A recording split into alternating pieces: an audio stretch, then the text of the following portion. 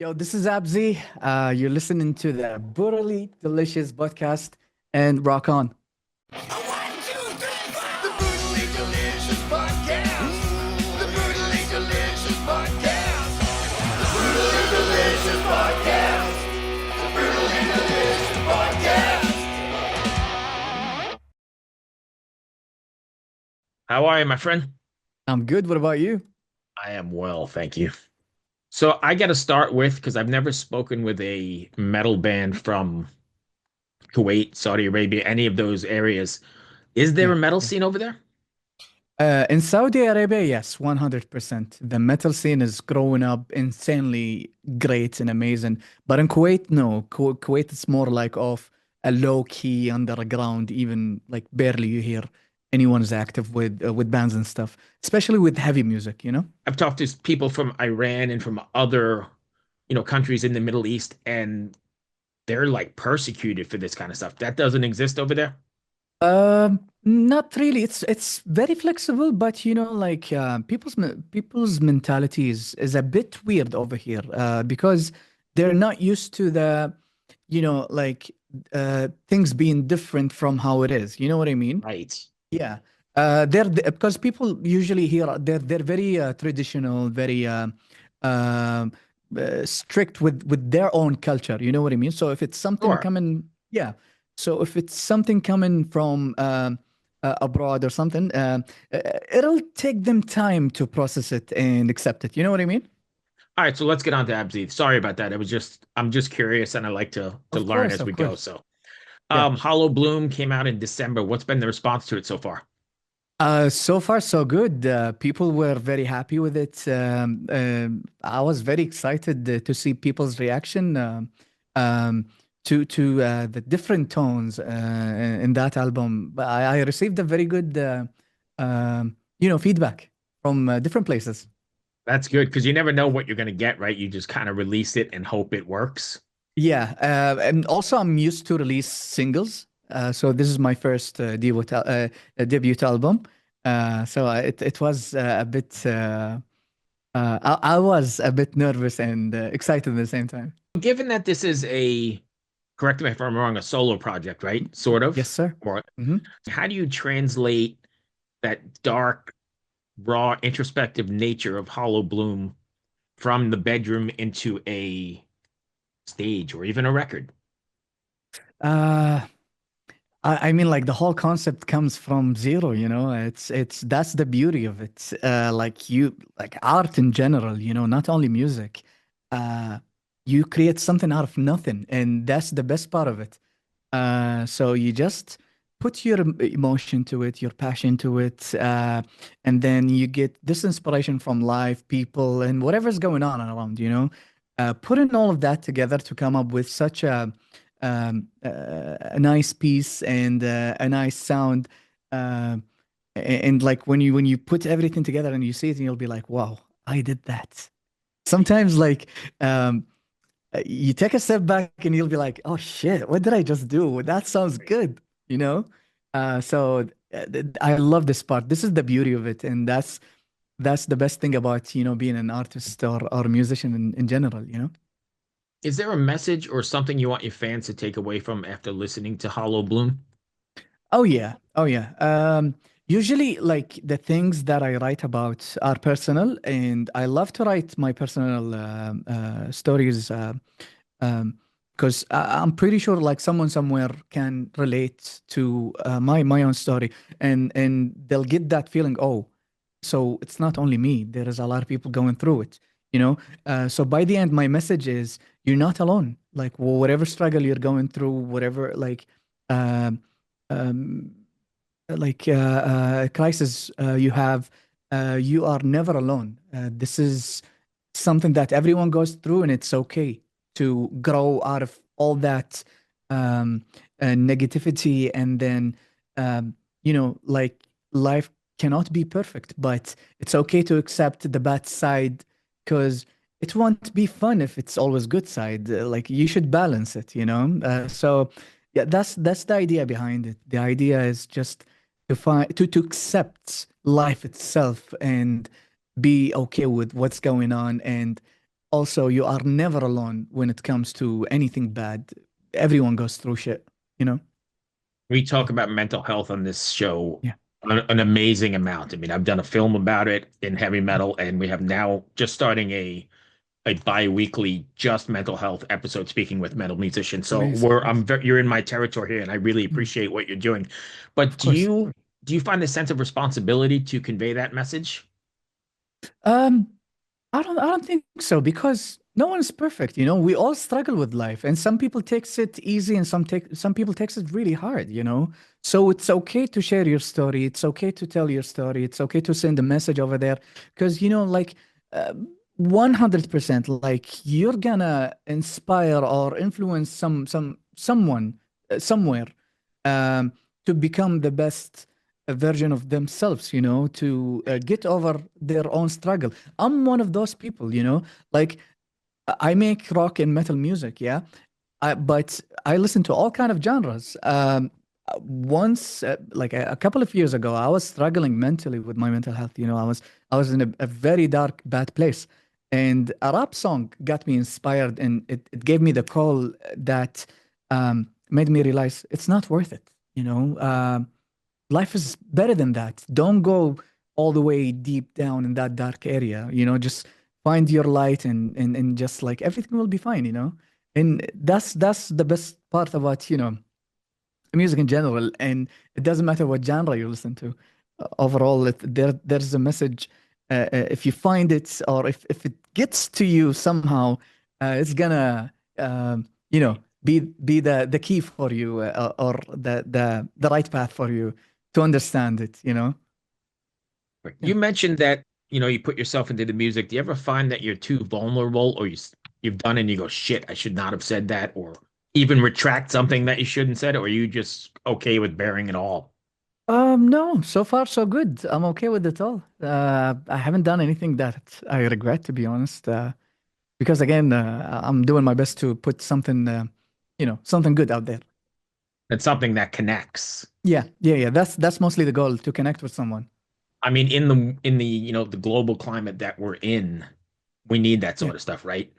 And then 100%. especially, I think in the heavy metal world, that community is really good with that too. Oh yeah, 100%. The world, by the years, it's becoming a very dark place, especially because of social media. You know, it's pushing all the negative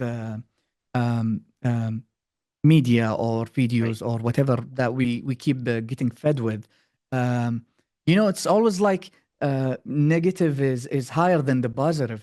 So uh, with all of that's going on, we need more of the you know the good vibes, the good messages, the good inspiration, and all that stuff. Especially with heavy music, you know, it's very positive and aggressive in the same time. You know what I mean? Yeah, Um, and it can be yeah, dark. it can 100%. And like with that heaviness and that uh, powerful feel and energy, and you feel it, and you feel like yeah, yeah, exactly. That's it. That's what I need to hear. You know, like let it all out. And So and it's I'm super listening cathartic. 100%. And you're listening to the words that you want to actually hear. You know what I mean? Right. So it's fucking beautiful, dude. All right. So just off track here for a second. Do you have a go-to couple songs or one song? So Uh, for me, it's clear in my head. It's Machine Head and it's the record Catharsis, which is funny we're even saying uh-huh. that, but that record Nice. is like, you find that record that just Yeah. speaks to you. I listen to a lot of genres, a lot of songs. Right. I would say, yeah, I would say Madven or Slipknot. Usually, like these Yeah. two takes me back to my teenage, and yeah, definitely these two bands. When you're writing, are you writing the songs with like the live setting in mind, or are you writing the songs as songs and then worry about live later? Hmm. Assuming you're going to do live. Yeah, yeah, 100%. Like, yeah, like when I make a song, I make sure that that song is ready to be played live. You know, like I don't want to write something complicated or, Right. you know, too crazy for live performance. So yeah, I focus on that. I do. So do you think about like, hey, this is a good place for, I don't know, a breakdown or a mosh pit or a jump or that kind of thing? Oh yeah, I even think about crowd section, which is the crowd singing along and stuff like that. I Oh, love that. I love nice. doing that. Yeah, So it's all envisioned in your head. And then yeah, yeah, yeah. when you're writing, are you approaching it with a theme in mind? When I write, sometimes I do have a theme, and sometimes it's just comes up randomly. Sometimes lyrics come first, sometimes music come first. Sometimes where I have writing block, what I do is uh, I do have a plugin that I use in my recording DAW software. It's called Arcade, and I actually highly recommend Arcade for a lot of musicians because like sometimes when you're stuck, you find samples and you just take that sample, and on that sample you build a full song. And this is, Like a I think, spark? oh yeah, it is the spark or the key to make the full thing, and that was very helpful. So is there a touring circuit? Would it be just in Saudi Arabia, or is this something you can get outside of? I don't know what the logistics are. Definitely, no, I want to push it all the way out of the Middle East, to be honest. It's always good to expand your fan base or your audience. And Right. yeah, like I'm based in Kuwait. Yeah. Um, so lately I've been doing a lot of shows in Saudi Arabia. I've been doing in Dubai, Bahrain, Qatar also. Um, in February, going to India. So I want to push it all the way out of Kuwait. My main focus is to be all the way out of Kuwait because again, the scene here in Kuwait is like literally dead for the rock and metal. Um, but growing the audience, that's the goal. So yeah, all the way out. Excellent. Yeah, dude. Um, that's fantastic. So when last one on the album then. So when you're writing, do you find it difficult not writing the previous record? Does that make sense? So obviously you want to stay true to ABZY fans, whatever that is, but you don't want to write the last record. So the next record, you don't want to write this one. Does that make sense? Uh, so the next one, like, are you trying to say that it doesn't sound the same, like how it Yeah, used yeah, to yeah. be? I'm Yeah. just curious. So like when you were writing, this record, Hollow Bloom, did you really think, hey, I don't want to be the same as the last release, or does it sort of just naturally occur? Does that make sense? Yeah, yeah, it does actually now. Yeah. Uh, to be honest, I thought I wanted to go for a specific mood, and then I found myself doing different moods.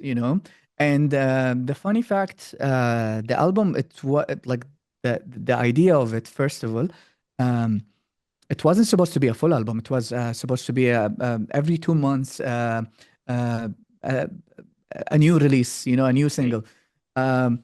So usually I connect with my audience or my fans by live streaming. I do live streaming on Twitch Oh, and TikTok. nice. Yeah.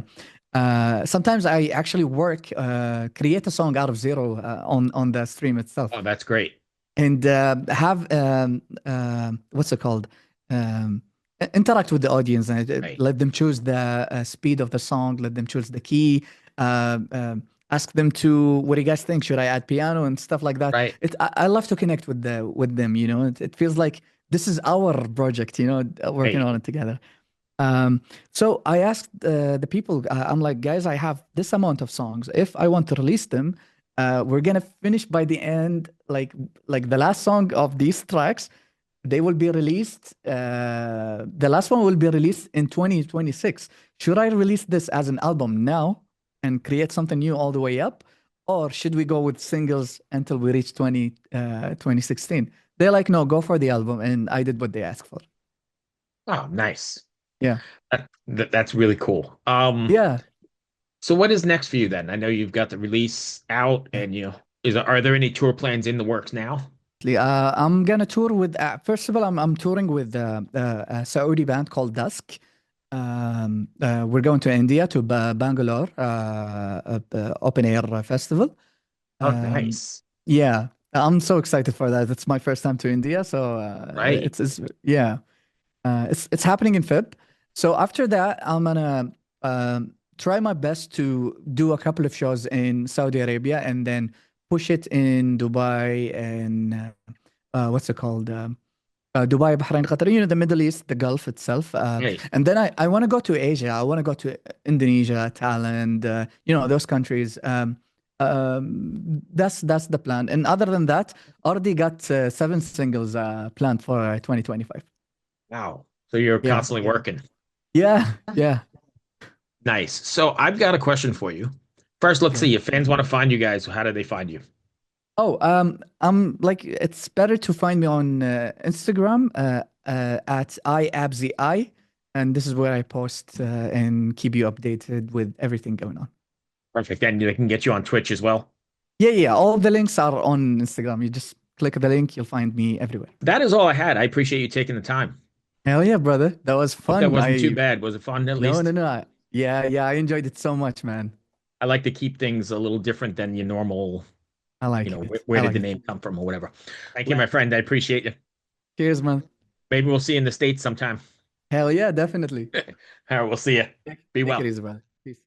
Hey everyone, this is Bjorn from Soulwork, and this is Brutally Delicious.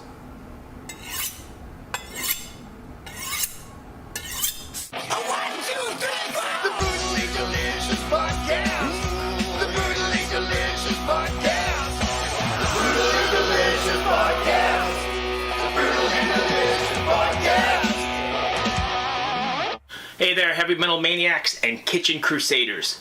I'm Bruce Moore, the host of the Brutally Delicious Podcast, where we whisk up a blend of metal and food to quench even the most discriminate tastes. Have you ever wondered what your favorite metal musician chows down on before they hit the stage to melt your face off? Well, look no further. Here at the Brutally Delicious Podcast, we have cooking segments so brutal they'll make your oven want to headbang. From beefy, bodacious burgers, to spicy, succulent salmon, to kickin' caliente cauliflower, and more. We mix metal and culinary creations, resulting in a feast for the senses. But wait, there's more. Hey, this is Michael Monroe. Brutally delicious. Isn't that beautiful? See you down the road.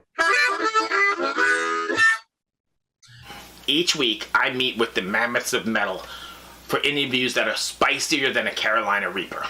Get the latest on their upcoming shows, behind-the-scenes stories, and if we're lucky enough, maybe they'll share a secret family recipe or two with us. You'll also want to check out our weekly album and show reviews, where we dice, slice, and serve up our unique takes on the latest metal releases. So grab your leather apron, crank the volume to 11, and subscribe to the Brutally Delicious Podcast on your favorite podcast platform. It's sure to be a hell of a time. Oh, hey there. It's Tim from Protest the Hero. Now that you've seen my junk, I'm going to show you how to make a pizza. And you're watching Brutally Delicious. What's up, everybody? Max Cavalera, Soulfly, and you listen to Brutally Delicious Podcast. Stay mad, motherfuckers. From summer to